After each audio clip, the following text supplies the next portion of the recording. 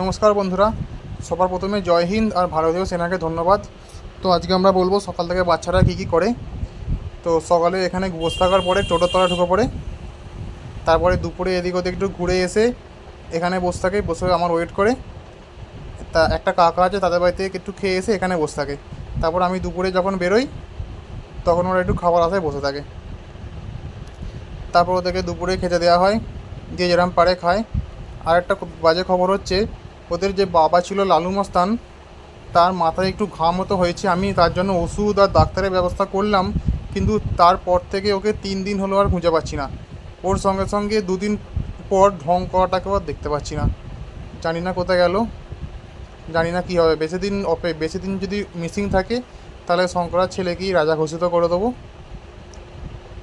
তারপরে দুপুরবেলা খেয়ে দিয়ে ওরা বিকালবেলা হয়ে যায়, বিকালবেলা একটু খেলাধুলা করে, এখানে রেস্ট নেয়, বসে থাকে।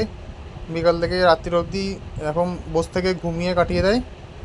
তারপর দেখতে দেখতে রাত হয়ে যায়, রাত্রিবেলা হয়ে গেছে, ওদেরকে রুটি দেওয়ার সময় হয়ে গেছে। রুটি খাবে বলে একটু বসে থাকে। তারপরে রুটি খেয়ে ওরা এখন সারা রাত চেঁচামেচি করে, গাড়ি গেলেই তার পিছন পিছন দৌড়ে লোককে ঝামেলা করে। রাত্রিবেলা যাওয়ার সময় কেউ যদি ওদের সামনে না দাঁড়ায় তাহলেই মুশকিল, এখন ছুটলো তার পিছু পিছু।